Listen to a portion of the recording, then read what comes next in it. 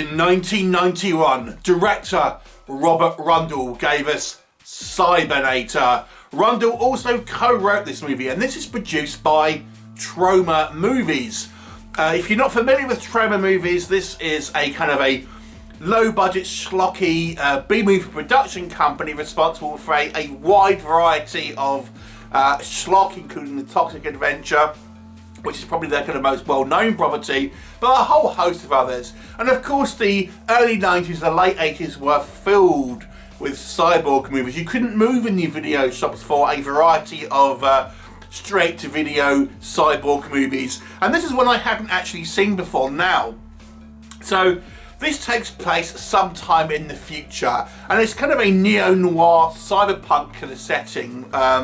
We have a grizzled detective called McCord, who gets involved with this kind of conspiracy theory where we have these cyborgs that are trying to seemingly assassinate a variety of kind of top officials, politicians and army personnel, and he uncovers a plot that goes back to maybe even his own past, that we discover secrets on, and ultimately this conspiracy goes all the way up to the top with these kind of military versus kind of cybernetic contractors and things like that. Now, obviously it's a kind of a very schlocky, low budget action movie.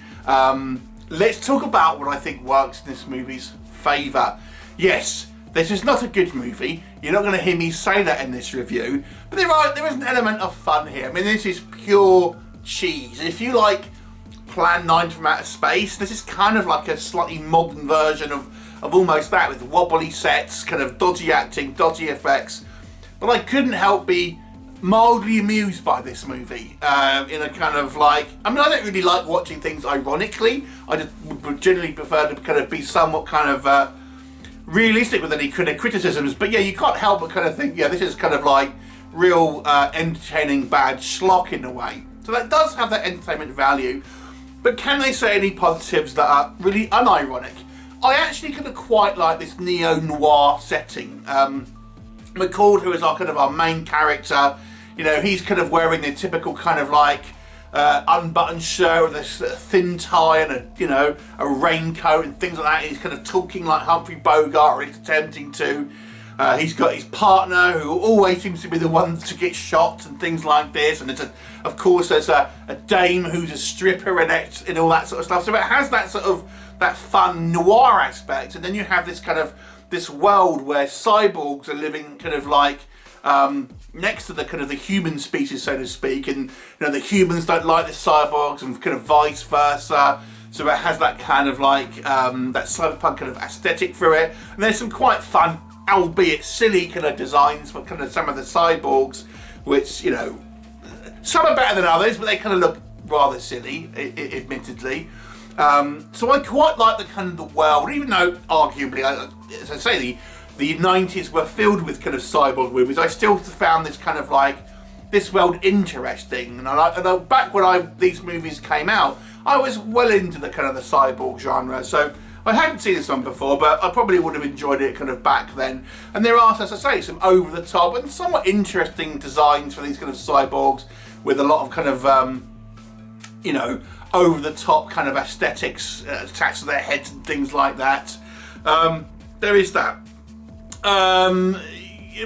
It's kind of somewhat kind of like peppered with action sequences through the movie. Some of the action sequences are particularly kind of well done, but it does try to have a good few kind of sequences here and there, and it has even though it takes itself somewhat seriously, there are a few gags and a few kind of homages. I noticed one, for example, from Raiders of the Lost Ark.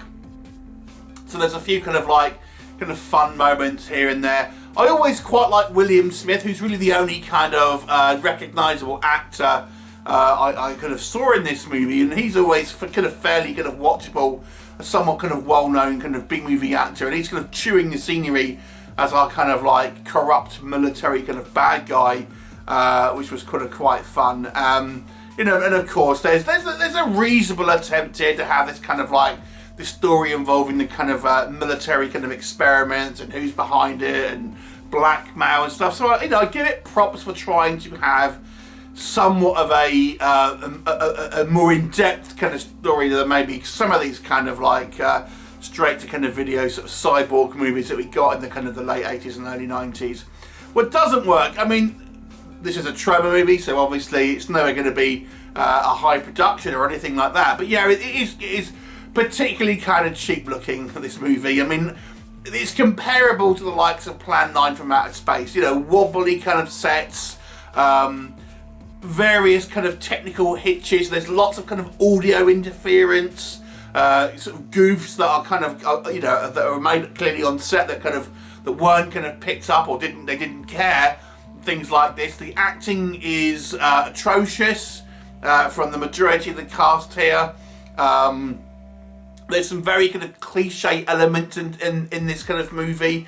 Some of the designs it's just aren't practical. I kind of quite enjoyed some of the kind of the cyborg kind of aesthetics here.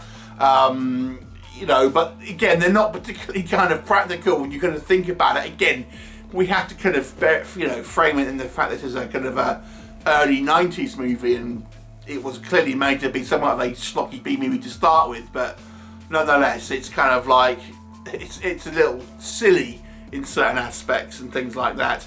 I feel characters are kind of like paper thin, you know, and there's so much convenience in regards to certain plot points that are kind of revealed in the movie. I mean, you could go on and on. I mean, the action sequences are there's a few in there, there's some plentiful, but they're not particularly kind of like well filmed, they're not particularly kind of like well choreographed or any kind of thing like that, and ultimately become somewhat kind of unsatisfying if they're not amusing. For example, this is the kind of these like laser shots that kind of come out, and they're just very cheap. Let me be kind there. They're just very, very cheap.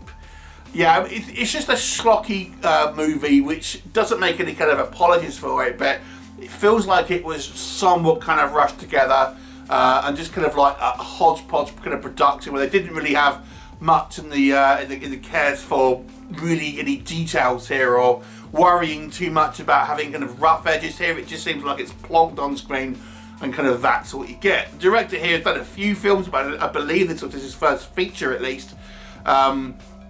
And you know, he's not really had a storied career, you might say.